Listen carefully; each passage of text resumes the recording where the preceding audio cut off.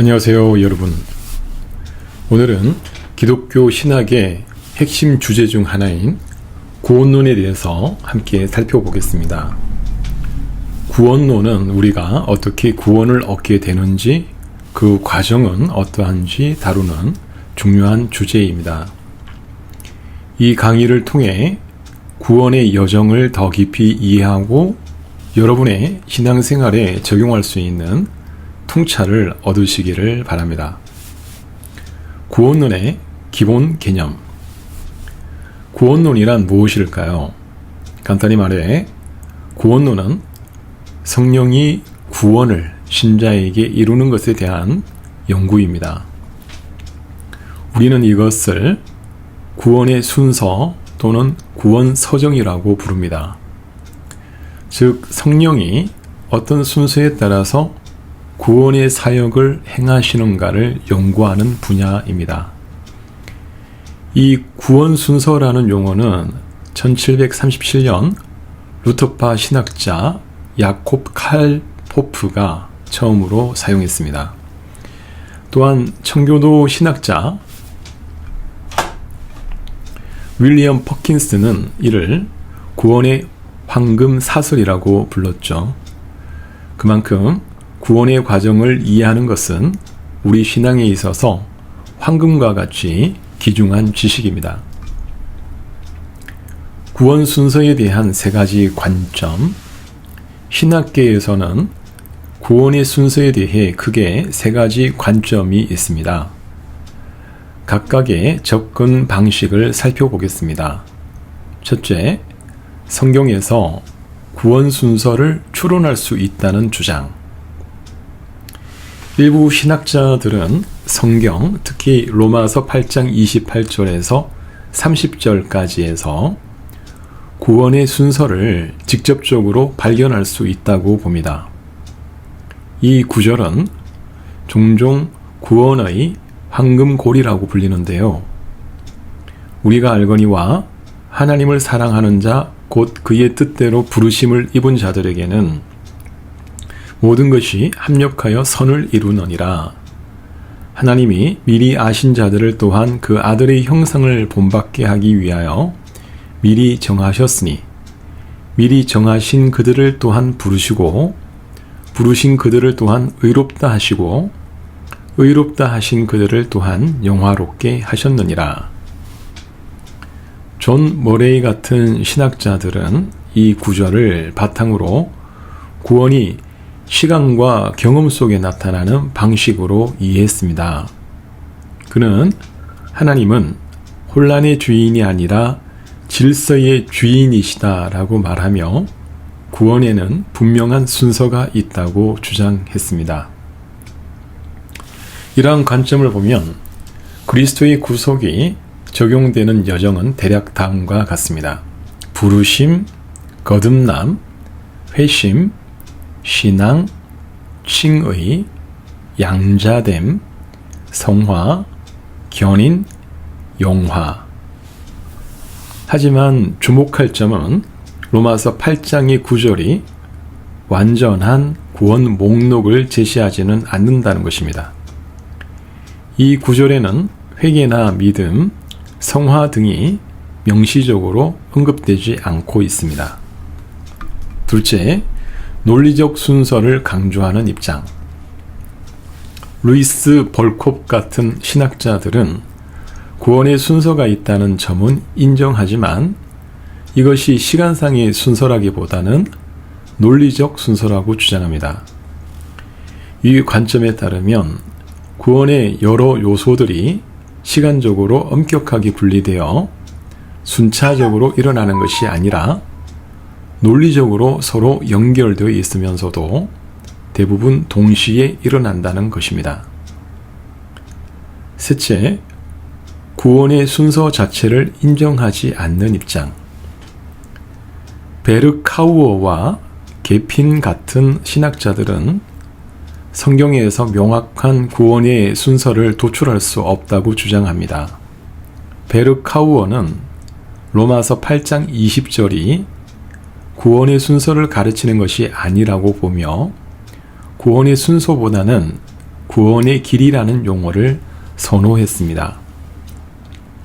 이 관점에서는 구원이 엄격한 시간적 순서로 진행되는 것이 아니라 다양한 측면들이 동시적 사건으로 나타난다고 봅니다. 천주교와 개신교의 구원론 비교. 구원에 대한 이해는 천주교와 개신교 사이에 상당한 차이가 있습니다. 이를 비교해 보겠습니다. 천주교의 구원론. 천주교의 구원론은 성사 중심적입니다. 교회의 성사를 통해 구원이 매개된다고 보는 것이죠. 로마 교회는 7가지 성사 중 5가지가 구원과 직접적으로 관련된다고 가르칩니다. 1. 세례 성사. 원죄를 씻고 교회의 지체가 됨. 2. 견진 성사. 신앙의 성숙과 확인. 3. 성체 성사. 그리스도의 몸과 피의 참여. 4. 고해 성사. 죄의 고백과 사함. 5. 병자 성사. 병든 자를 위한 기도와 기름 부음. 이 외에도 혼인 성사와 신품 성사가 있습니다. 천주교에서는 이런 성사들을 통해 요람에서 무덤까지 구원이 시작되고 보존된다고 봅니다. 천주교는 구원의 은혜를 3종류로 구별합니다. 1. 충족 은혜. 하나님께서 사람의 마음에 깨달음을 주시고 의지를 새롭게 하신 은혜로 사람은 이 은혜에 저항할 수 없습니다. 2. 협력 은혜. 사람이 하나님의 은혜와 협력하여 말씀을 믿고 죄를 깨닫고 하나님을 사랑하며 죄를 미워하는 과정입니다. 3. 주입 은혜. 세례를 통해 초자연적 덕성이 주입되어 사람이 중생하고 의로움을 얻게 됩니다. 이 의로움은 순종과 선행으로 보존되며 죽음에 이르는 죄로 잃어버릴 수 있지만 고해 성사와 보속으로 다시 얻을 수 있다고 봅니다. 여기서 주목할 것은 주입 은혜의 개념입니다. 천주교에서는 은혜가 실체적인 것으로 마치 약물처럼 주입될 수 있다고 봅니다. 이 주입된 요소가 영혼 속에 있으며 이를 발전시키는 것이 영성의 핵심이라고 봅니다. 개신교의 구원론. 반면 개신교, 특히 개혁파와 루터파는 다른 접근 방식을 취합니다. 개혁파의 구원 순서는 일반적으로 다음과 같습니다. 부르심, 중생, 회심, 신앙, 칭의, 양자, 성화, 견인, 영화. 루터파의 순서는 이와 약간 다릅니다. 부르심, 조명, 회심, 중생, 신앙, 칭의, 양자, 연합, 갱신. 개신교에서는 천주교의 주입은혜 개념을 거부합니다. 개신교 관점에서는 은혜가 신체화된 실체가 아니라 하나님께 의지하고 의존하는 관계적 개념으로 이해됩니다. 우리 안에 어떤 영적 실체가 있어서 스스로 독립적으로 서 있는 것이 아니라 항상 하나님과의 관계 속에서만 살아 있을 수 있는 취약하고 연약한 존재라는 것이 개신교적 이해입니다. 바빙크의 그리스도와의 연합 개념. 네덜란드 신학자 바빙크는 구원론에 있어 중요한 통찰을 제공합니다. 그에 따르면 그리스도와의 연합이 구원론의 모든 요소에 선행합니다. 바빙크는 루터파와 달리 신비적 연합을 구원의 시작점으로 봅니다. 루터파는 믿음 칭의 중생 후에 그리스도와의 연합이 온다고 보는 반면 바빙크는 연합이 인간적인 모든 것에 앞선다고 주장했습니다. 바빙크의 관점에서는 객관적으로 모든 것이 이미 이루어졌고 화목하게 되었으며 인간 편에서 추구해야 할 것은 남아있지 않습니다. 구원의 적용도 성령을 통해 이루어지는 그리스도의 사역이기 때문에 인간의 구원 획득 행위로 볼 수 없다는 것입니다. 구원 순서에 대한 균형 잡힌 이해. 구원 순서를 어떻게 이해해야 할까요? 엄격한 시간적, 기계적, 수단적 순서를 강조하는 것은 위험합니다. 구원의 과정은 동시에 시작되어 지속되는 다양한 국면을 포함하는 단일한 경험으로 보는 것이 더 적절합니다. 볼콥이 말했듯이 구원의 순서는 시간적인 순서라기보다는 논리적인 순서로 이해해야 합니다. 바르트도 이와 유사하게 구원의 순서가 하나님의 상이한 행동들의 연속으로서가 아니라 단일화한 사건의 동시성 안에서 인간에게 수여되는 사건이다라고 말했습니다. 그렇다고 해서 계핀처럼 구원 서정 자체를 부정할 필요는 없습니다. 그리스도 안에서 구원의 각 단계로 나아가는 것이 이 구성 요소들 간의 관계를 부인하는 것은 아닙니다. 원래적으로 이 모든 관계들을 동시에 하나의 행위로 받는다고 해도 여전히 그 안에 연관성과 상대적인 우선순위가 있습니다. 구원의 순서 전체를 시간적 순서로 이해할 수는 없지만 일부 요소들 사이에는 분명한 시간적 순서가 있습니다.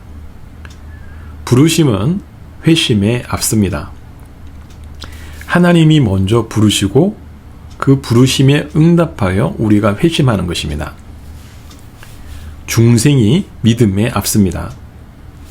루트파 신학에서는 믿음이 중생을 앞선다고 주장하지만 개혁파에서는 하나님께서 먼저 중생시키시고 그 결과로 우리가 믿음을 갖게 된다고 봅니다. 중생과 회심의 관계를 이해할 때 중생은 하나님의 관점에서 본 변화이고 회심은 인간의 관점에서 본 변화입니다. 이 둘은 동전의 앞 뒷면과 같지만 회심이 중생을 앞설 수는 없습니다.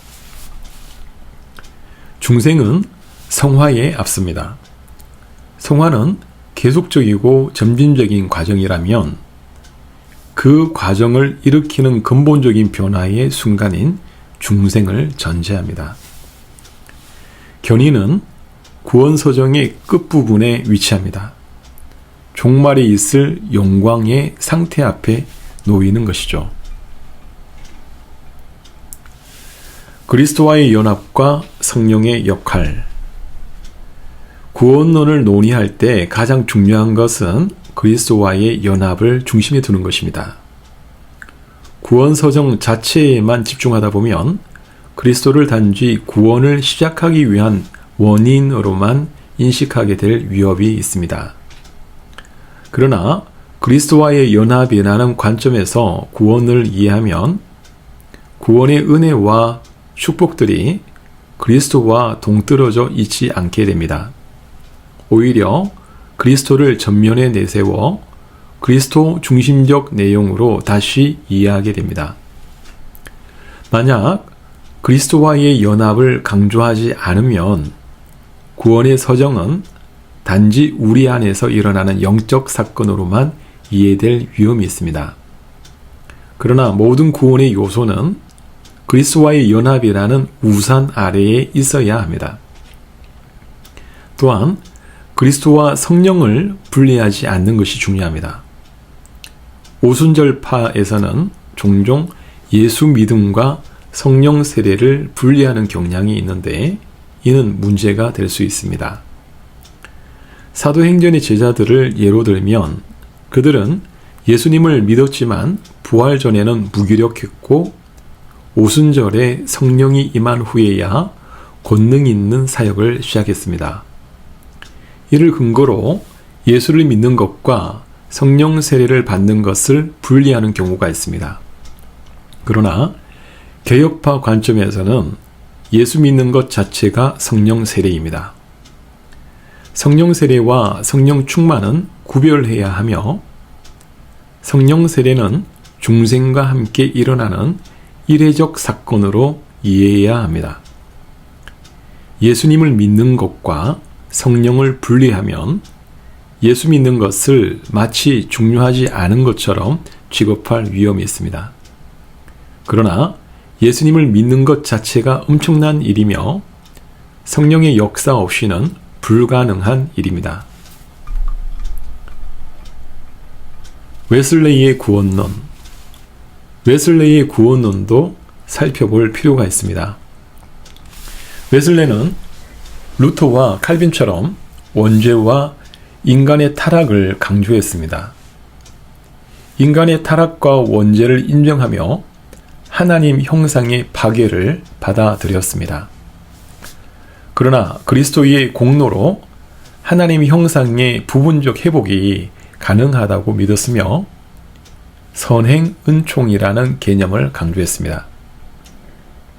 이는 회개와 신앙을 갖기 이전에 모든 사람에게 일방적으로 주어지는 은총으로 이를 통해 자유의지가 회복된다고 보았습니다. 이 선행 은총에 의해 회복된 자유의지로 인간은 구원의 은총을 받아들일 수도 거부할 수도 있습니다. 웨슬레는 이를 조공적 협동설이라고 불렀으며 이는 의지의 능동적 참여가 아닌 수동적 참여를 의미합니다. 비록 웨슬레가 원죄와 부패를 믿는다고 했지만 실제로는 선행 은총에 의해 이미 그 부패가 중립적 상태로 바뀌었다고 볼 수 있습니다. 이는 장로교 정통과는 다른 접근 방식입니다. 하나님의 작정과 섭리. 마지막으로 구원론을 이해하기 위해서는 하나님의 작정과 섭리를 이해하는 것이 중요합니다. 하나님의 작정이란 세상의 모든 일이 우발적 사건의 연속이 아니라 하나님의 계획에 따라 이루어진다는 것을 의미합니다. 이는 스토아 학파의 숙명론이나 에피쿠로스 학파의 우연론과는 다른 관점입니다. 하나님의 주권은 세 가지 영역에서 특별히 드러납니다. 공간의 주인, 성막과 교회를 통해 하나님이 공간의 주인임을 확인합니다. 하나님은 모든 곳에 계시지만 특정 공간을 통해 그분의 임재를 경험하게 하십니다. 시간의 주인, 안식일과 주일을 통해 하나님이 시간의 주인임을 고백합니다. 모든 시간이 하나님의 것이지만 특별한 시간을 구별하여 예배함으로써 하나님의 주권을 인정합니다. 물질의 주인, 11조와 헌금을 통해 하나님이 물질의 주인임을 인정합니다. 모든 것이 하나님의 것이지만 특별히 일부를 드림으로써 하나님의 주권을 고백합니다. 이러한 영역에서 하나님의 섭리를 경험함으로써 우리의 신앙은 성장합니다. 하나님께서 우리의 삶 속에서 어떻게 일하시는지를 체험하며 그분의 인도하심을 더욱 신뢰하게 됩니다. 오늘 우리는 구원론의 다양한 측면을 살펴보았습니다. 구원의 순서에 대한 여러 관점, 천주교와 개신교의 차이, 그리스도와의 연합의 중요성, 성령의 역할, 하나님의 작정과 섭리까지 폭넓게 다루었습니다. 중요한 것은 구원이 단순한 사건의 연속이 아니라 하나님의 은혜로 이루어지는 총체적인 경험이라는 것입니다. 그리고 이 모든 과정의 중심에는 그리스도와의 연합이 있습니다. 여러분 신앙 여정에서 이러한 이해가 풍성한 영적 성장으로 이어지길 바랍니다. 다음 강의에서 더 깊은 주제로 만나 뵙겠습니다. 감사합니다.